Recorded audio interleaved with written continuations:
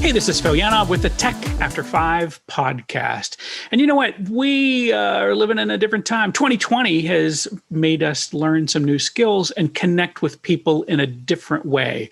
So I've brought my friend and co-host Carol Hamilton here with me today, and we are going to talk about some of the tools we use to stay connected when connecting is hard, right? I can't show up, I can't shake a person's hand, but I can still talk to them over video, and I can keep track of things and all that. So I'm using some tools, she's using some tools, and we're going to talk about it. Carol, host of the Evolving Diversity podcast. Welcome to the Tech After 5 podcast. Thank you so much, my friend. Yeah. Delighted to be here.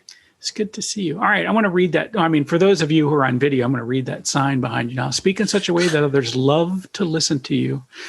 Oh, tell me. I mean, I think that's pretty good advice. And of course, the listening part too, right? Should be listening twice as much as I talk. But tell me what that means to you, because you're trying to tell us something with that behind you. That's Zig Ziglar. And I like the idea that you are conscious of communication. You're not just spewing, that you're speak in a way that people want to listen, and you're also listening in a way that invites people to engage with you. And I think in this moment of technology, that is perhaps one of the things that gets lost, is to remember that in the end, no matter what it is we're trying to do, it all comes back to communication. And so how are we bringing it back into, do I hear you? Do I understand what you want? Am I listening to your needs? And am I present with those things? Because when I am, you're going to want to tell me more. And it means that when I do speak, I'm speaking directly to you. And I think technology has this layer of opportunity in it to disconnect from that and just say, let's get to the task. And I have this a lot with people, and leading into this conversation about tools, where you'll see people come online and they'll just get down to the business of things. And we used to see that all the time on conference calls where they couldn't see you. And so they would just charge into business in a way that you wouldn't in a room, right? Where you were live in a room, you'd say, well, hey, Phil, how you doing? Right. No, I never did that. I would just say, why are we here? No, so I think that's it, right? There are a bunch of things. So we'll talk about what are the ways that we go about that and how do we do that. So some of that comes out in just, the tool that we're on in and of this moment. So, and maybe we should start there. So one of the tools that we are using, of course, to stay connected is video conferencing in general, and frequently Zoom in particular. Right. And I'm not sure, I know I've used a few things and I still use a few things here and there. But quite frankly, one of the things I've found is that if I focus on using Zoom more often than the others, it turns out that my audience more often than not knows their way to me through that, yes. Right? So it's easier to make that connection. And they kind of understand the tools, even though Zoom themselves change the software periodically and it basically roll out new features and things like that. But I know you've used and taken a look at some other things, as have I. I mean, I'm intrigued by what Hopin might be doing, but I have yet to see anybody actually use it really, really well, but I think that's a platform that's got some promise on it. But you were talking earlier about another one. It does. Well, yeah, just to finish the conversation on Hopin, I have a client who's used it for a very large gathering that's happened on a regular basis. And the regular basis part of it is really handy because it gave everybody a sense of how to use it. So once they had that learning curve, they got through it and got to the other side. It has some huge advantages in that you can wander about a bit easier than others, which is to the good side of the participant. Can be a little rugged on presenters who aren't interesting, but that's an intriguing idea. I can watch people walk out of the room. Look I at get that. to leave. Yes. Oh wow, who is talking? Yeah. Yeah. I think it's a good program. It's really expensive, and the people that I've seen use it have said it's okay, but you've got to really want it to pay that kind of price. The one that I think has all the bells and whistles and therefore has massive connectivity problems is Adobe. And I have now had enough problems with Adobe where I'm simply going to say thanks, but no, unless you do some sort of massive overhaul, because the problem, and even that won't solve it, because the problem is the connectivity issue. It's not the program itself. It's that the program is so loaded down with bells and whistles, or at least that's what I've been told. Yeah. The thing that I'm seeing nonstop is Teams and Zoom. And Zoom is the entrepreneur's dream, and it's the family that's gathering. And then Teams, because of business, it seems to have an affair with Teams, because then you can put in all your documents and all your files and everything. I think Zoom is more user-friendly, and therefore I think it's just warmer. And to your point, I think people are stepping into it because it's just easier to use. The latest update is you can choose your breakout room. Ooh, Right. Just heard about that. Haven't used it yet. And one of my favorites, I think that we're going to see more of is which is MMHMM. And I was just at a conference where they used it, and it's basically, it gives you a square next to you as you would see on a newscast or a Saturday Night Live newscast, so that you have this little place for your slides. I've also, the person who used it as a backdrop for his slides. So he was literally standing in the slide. Right. And the thing that I really liked about that was how creative you were almost forced to get, because you're not standing up now in front of a bullet point list, right? You're standing in the midst of your information, and now how are you going to represent that? I thought that was pretty interesting. Yeah, I think that's a clever idea. So let's focus here primarily on the stuff we are using. I mean, we're surveying a little bit, but the stuff that we're using. So part of this is we are in fact using Zoom a lot, right? So it's for a lot of our calls, and I think that as a tool. Tools within the tools, right? So I use the polling just a little bit, and that is typically over a 1 hour call or an hour and a half call. I will do 2, maybe 3 polls. And mostly I'm just trying to get people used to interacting with me, right? I mean, this is really not unlike that sign behind your head, which is speak in a way that others love to listen to you and listen in a way that they love to speak to you, right? And so my thing is I want to make sure that if I've got a lot of people on a call, they have at least some way they can talk back to me, right? Yes. And so I'm always using the polls to figure out, how are you? What are you up to? That kind of stuff, right? So we don't go super deep, because if the polls get complicated, it takes them too long to read them, et cetera. But, we have one that's as simple as, how are you doing? Excellent, very good, good, and needs improvement. And the idea is I just want to take everybody's temperature and say, can we help you if you need help from us, right? Can I offer you some feedback on that? Because I have to tell you, when I first saw that, I had doubts. I saw you use that tool, and I was like, really? And then somebody came up with the answer, which was so transparent. And I really applaud their transparency to say, yeah, I'm not doing great. Yeah. And then I sat back and watched you and this person have a reasonably intimate, comfortable, nobody got uncomfortable, but reasonably intimate conversation about what's going on. Yeah. And how could this be better? And I completely had a 180 on how I saw that question. Because at first I thought it was like, well, how are you? I'm fine. Great. Those are the polls drive me crazy. Yeah. The polls that come on and somebody said, hey, we need to get them engaged. Let's throw in a poll for no reason. And I have seen those in all business settings over and over again. And I can't stand them. Yeah. But I think part of it for me wasn't even, I think it started with the question, and then it ended with what really made it juicy was the follow-up. I think that's it, right? Because if we had just said, how are you doing? I mean, it would have been like going into a store. Can I help you today? And you say, no. Yeah. Or, what do you mean I can't help you? You came in here to buy something. I mean, the problem is you're just sort of rejecting the conversation. You're setting up a barrier, right? In my case, I was using it, and I do use it. I do use that question almost every event. And the idea is I want to be able to start a thing if you need some help. Or just to start a conversation, if nobody needs improvement, I pick some other thing and say, okay, let's talk to somebody about what that means in their life. Yeah.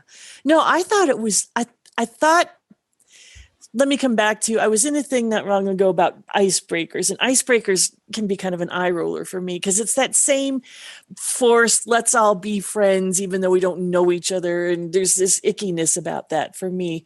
But I really felt like that was one of the best icebreakers I'd seen. And a lot of it had to do with because you actually cared about the answer. And I think when you're writing polls, that's a big piece of this. Do you care about the answer? Yeah. Now, I did one the other day where I was in my brilliance, because we were in teams and we were told that teams and polls are not a great combo. And we were going to go into mentor, and somebody said, no, you can't do that either. So we said, okay, here's what we're going to do. We're going to have everybody just turn on their cameras for answer A, shut them off, then turn on their cameras for answer B, and it'll be brilliant, which worked brilliantly, except that most of the people didn't want to turn on their cameras. And so now we lost all of the information. And I think we would have captured it if we'd have just gone back to the poll. Yeah. Isn't that something? Yeah. Lesson learned. Yeah. No, I think that's it. Yeah. So, again, we're starting with the idea. Yes, we're using Zoom. We can use the tool of polling inside there, but there's bad use of polling and good use of polling, Yes. to steal a friend's phrase, right? So this can be used either way. Use it to actually either gather information you really need and you're going to act upon and show that you care about it, or to increase engagement by saying, well, what this follow-up, what is the conversation going to be after the poll? How do I get this to be more authentic? Let people express themselves, right? They're looking for significance in the group. Let's help them, let them understand it. That's what we are trying to help them to do, right? How can we help you? Breakout rooms. So that's another tool. It's crazy to me still. I go into other people's events and they don't do, either they don't use the breakout rooms at all, or they use them so clumsily that I'm like, for example, I can't say, hey, we've got 50 people on the call, breakout rooms, and you press the button and you fling people into rooms with no mission, no idea of the length, no idea what they're supposed to do in there. There's just zero wayfinding. I asked a guy the other day, I was talking to a guy who's never been to one of our events, but attends a bunch of events in New York City. And I said, well, what would you change about think about the best event that you go to and what would you change about it? And he said, I would have like an agenda and tell people what was going on. I was like, yeah, I get that. I think that's important too, right? And that's just conversational wayfinding. I think people, if you are here facilitating a conversation on Zoom among a number of people, you got to kind of tell them, well, this is what we're going to do, and this is how long it's going to last. And if I toss them into breakout rooms, what is it you're going to do when you are in there? What guidance will I give you? Even if I'm going to say, you can go do whatever you want, but here's the guidance I'm going to give you. If you want to follow my mission, take this one. If you want to go do something else, you can do your something else, but here are the rules. Yeah. And I think you're bringing up a load of really good points. One of them is, I think people try to make an event, let's say your event, and they say, well, this is how we do it live. We'll just put it online and it'll all be good. And you wouldn't need necessarily an agenda in a live event other than cocktails are at this hour. If we're going to have a speaker, they'll be around this time. But the rest of it would be left up to human communication. I don't think that's an option when you go online, because online it is so heavily facilitated by who's got the buttons. Right. And to your point, I hate when somebody goes, well, see ya, and you're over there going, Tom, is it? No, what are we doing?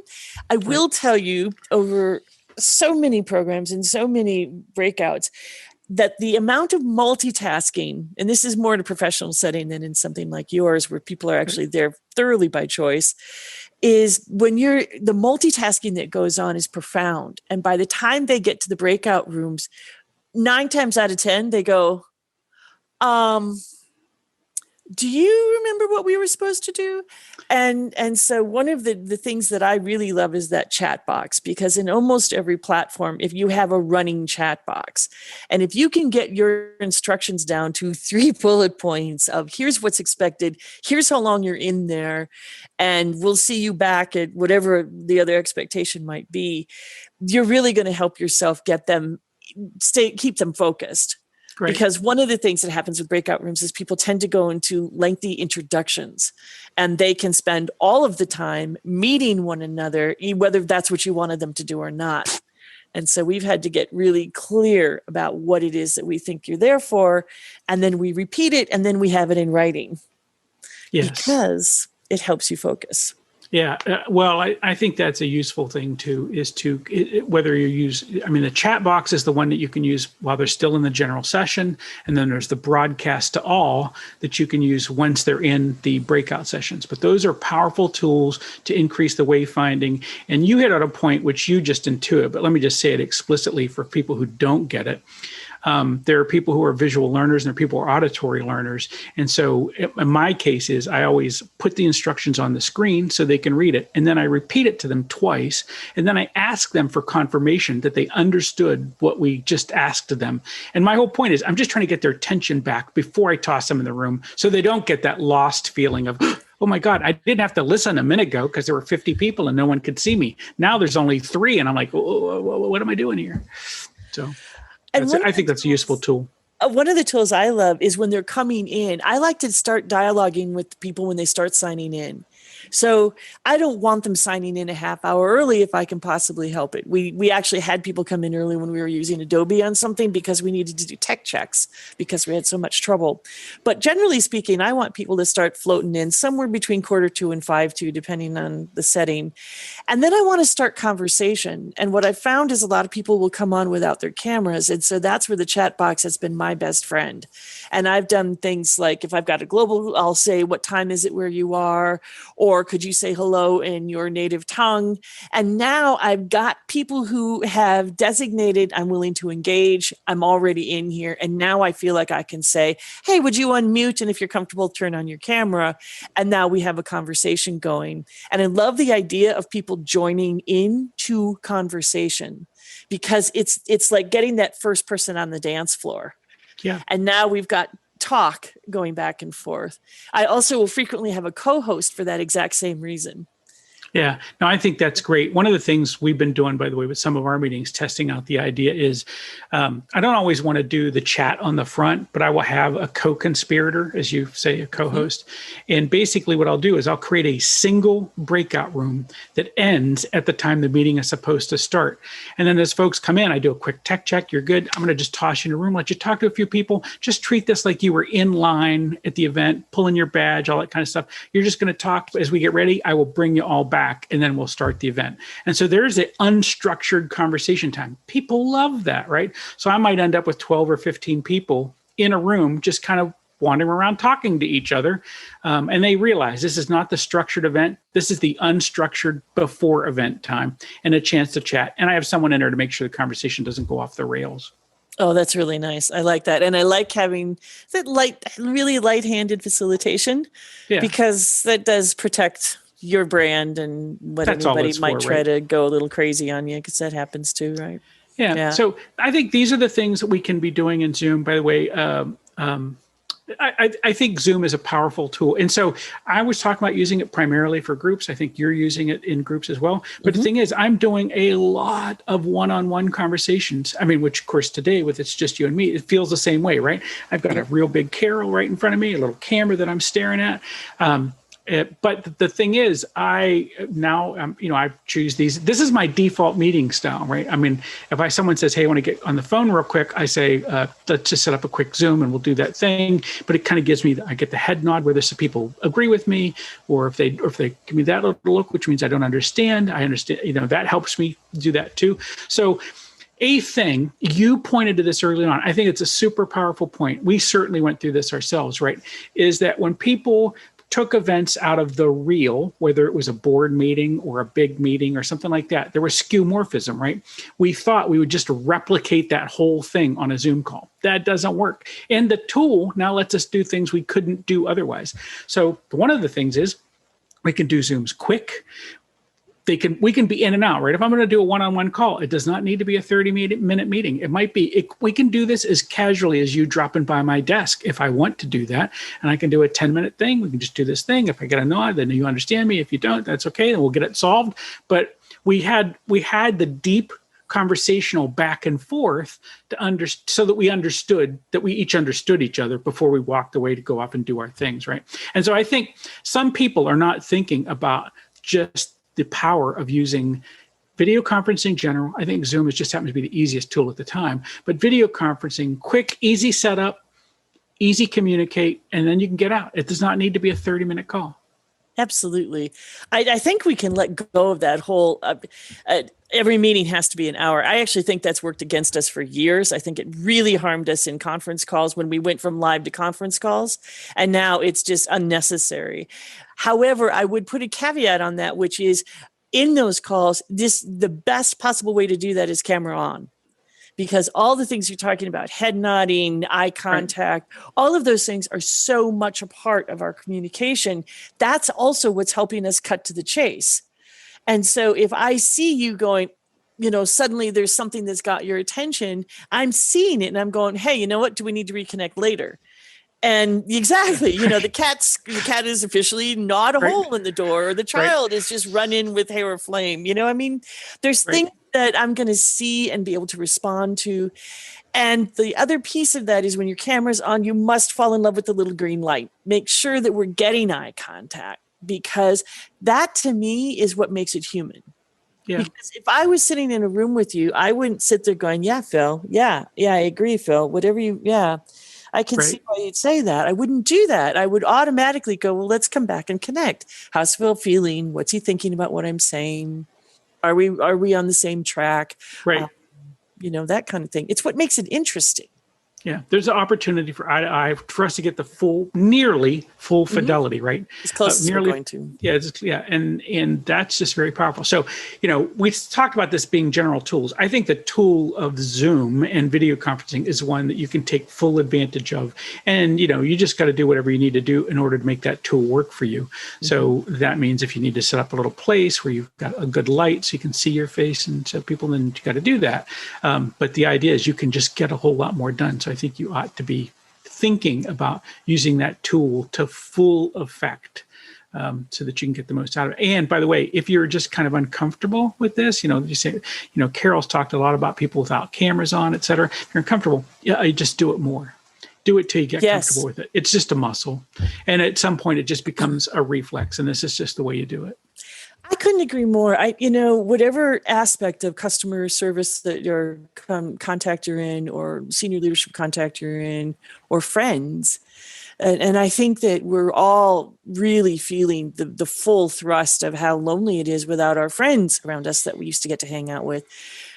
This is the place where it's going to get as much better as it's going to get, and I don't think we're at the end. So it's really. Don't let yourself start seeping into isolation. If you feel that, then go ahead and take the risk of turning on your camera. It encourages other people to do that. At least you feel like you've had a human conversation with somebody who isn't inside your house, which is a really nice addition. Yeah. Not replacement, addition. Yeah, right. It's a thing for us to figure out how to connect with the other. So I think that is useful. So use that and set up appointments with people. It's easily. And of course, if you are in fact using Zoom, now I'm a Google Calendar person. I don't know about how this works for Microsoft people, but I'm happen to be a Google Calendar person. So this means I just clicked a couple buttons. I connected the two of those together. And this makes it super easy because I just go, well, set up a meeting with Carol, make it a Zoom meeting, and press the button. And it automatically creates all the parameters. I don't have to think about it. It just creates that real quickly. And you can do these casually. And if we reduce the barriers to having these kinds of higher fidelity conversations, we will have more of them. Right. More, shorter, more effective, and with people that we might not be able to access otherwise. And that's one of the things that I think is really important. It's very easy to sit back and say, look at all the limitations of this horrible situation. But there is a flip side. And the flip side is the whole world's home.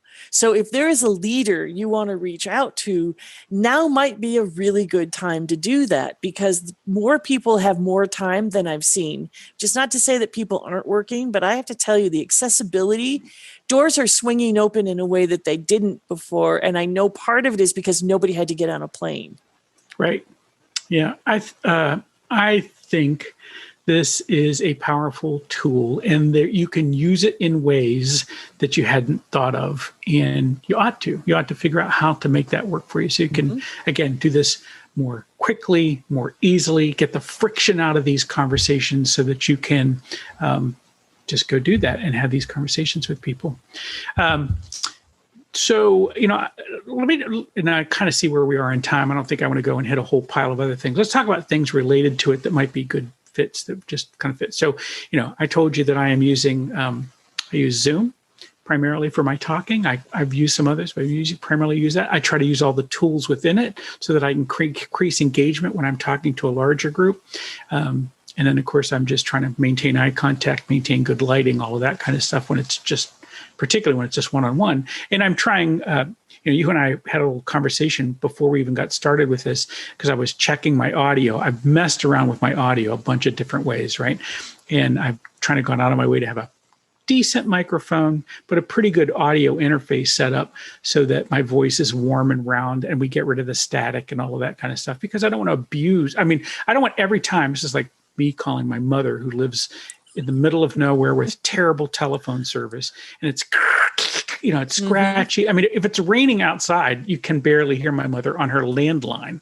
But that's a tough call to have. I'm doing it because I want to, but it's hard, right? And I don't want people, it's the same as if someone's calling you and you're running through the house. Oh, the worst, of course, is using the ice maker, or, pulling a cup full of ice,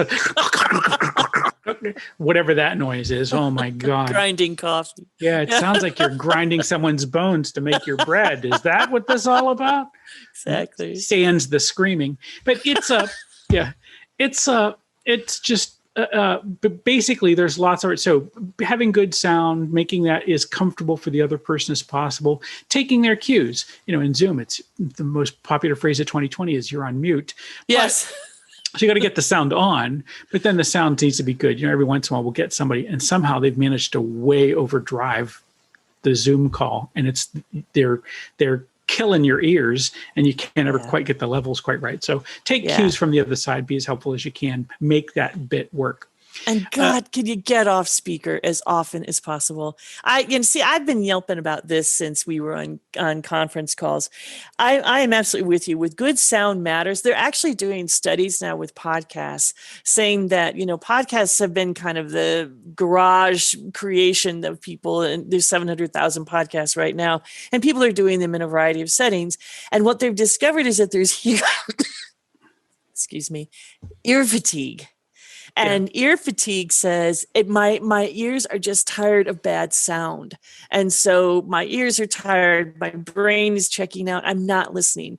And this is what I want people to understand is when you put in especially your Apple, your iBuds or earbuds that then have a cord on them with a microphone on them, they are rubbing against your skin or your blouse, your clothes, whatever. You don't know it. Everybody else does. And you're driving people crazy. So think headset or whatever your setup is. And why don't you tell us what your setup, because you're clearly not using your computer microphone. Yeah, no. And it's crazy. My computer, well, in this case, it would be my display microphone, is pretty good. But I've gone with something with a little bit bigger diaphragm. And I'm using a dynamic mic because, I'm not in a studio setting, right, where I could use a condenser microphone and it would be super round and broad. But, so I'm using a dynamic microphone, so it's pointed and it's trying to mostly pick up the noise just pointed at my face. Mine's an end address. And then I've got some tricks around it just to kind of boost that and warm it up as it goes into the kit that we're doing here. But I think the most important part, to your point of getting off the speaker means getting off the speaker on your computer as well. So that means having headphones. And the best part about the headphones is I can hear Carol better and I can adjust the volume up and down if I need to adjust the volume up and down. But more importantly, Carol is not getting that slap back of her own voice coming back through my microphone because it's not even available to the microphone, right? So it's like you're using this headset that you've got, it gives you exactly the same thing, right? The most difficult thing in any experience is to kind of hearing your own voice come back to you on delay. I've done a bunch of live radio, and one time we had to use a remote studio, and I don't know why it was, but the remote studio was feeding back into our headphones our own voices at about, I think it was 5 seconds out of sync. Oh my. Right. And so it wasn't, and I don't think we weren't getting the delay because, you'll insert up to a 9-second delay on some of these. It wasn't the delay, but it was something that was going on. So basically I was in one city, it was going back to a studio somewhere else and then coming back to me on a delay, and I could hear what I said many seconds ago coming back into my ears. And the problem is I couldn't just rip off my headphones because it's how I heard the callers. It's how I got IFB, the producer to talk to me, et cetera. And I can remember, I'm just like, I would hit this button to go IFB and I go, oh my gosh, this is making me nuts. You've got to get rid of this sound. Yes. But it required my full concentration to listen to the caller and not hear myself. And I'm only telling this story because this is exactly what happens when you are on a speaker and someone is getting, the echo cancellation is just not big enough. And basically they're getting their own voice turned back to them. This makes them crazy. Their head can't process this. Yeah. And all they're thinking is, when is this over? So anything that you might be saying has zero value because it's not being received in any meaningful way. When I bring people as a guest onto my podcast, I send them headsets. If they don't have a real headset, it's $40. It's an MPOW. It's not fancy, Right. But the difference in sound is so profound from them just sitting even in a quiet room in front of their computer. It raises it at least 30%. And then if there is a cat jumping or something going on in the background, it reduces that tremendously. And I would suggest that while headsets, you got to get one that fits your head well, that you're comfortable in. But the more you can wear that for these little Zoom calls, the more likely people are going to get on them with you and stay on them and get some actual impact out of it, because sound matters. This is a long day that we're expecting people to do. It should be really comfy. Yeah. No, I agree entirely. So your sound for the benefit of the other person, super important. Well, you know what? I think we kind of hit where we were going to hit from the clock side of this. So I mean, cool. We ended up talking mostly about Zoom as a tool. And I think that's good because I've got another whole conversation on a whole pile of other tools that we can talk about another time. Awesome. But I think for us, for example, inside this tool of video conferencing provides us with lots of opportunities. And if we use them to our benefit, you can be quite successful at it. I mean, again, I figured out the other day, I've run 121 of these calls with between a dozen and 1,900 people on the call, right? And so, but part of the reason for some of those calls was just to get good at it. And I feel like that's what I just needed the experience. I needed the muscle memory. I needed to know where the buttons were. I didn't need to be thinking, oh, I don't know how to mute this guy. When I needed to mute somebody because, they had an ambulance driving by their house and they had an open microphone, right? So I didn't need to know, I didn't need to worry with all that. I needed to be good at it. So it's taken me a little time. I've done a little practice, but I think with a little bit of practice and spending some time with the tool, you can be good at it too. And I thank you, Carol Hamilton, for bringing some human element to this, right? I mean, yes, it's a tool. Yes, it's technology. But if we do not think about the human on both sides of this thing, we'll not use it to a way that's to our advantage. So thank you for that. Thank you. Yeah. It's an easy way to stand out because so few people are putting the energy into it that you are. And so it's a really open door for people to stand out. Thanks for having me. Yeah, thank you for the conversation. Well, this is Carol Hamilton, who's with me with the Evolving Diversity podcast, and we'll stick a link in there so you can find Carol.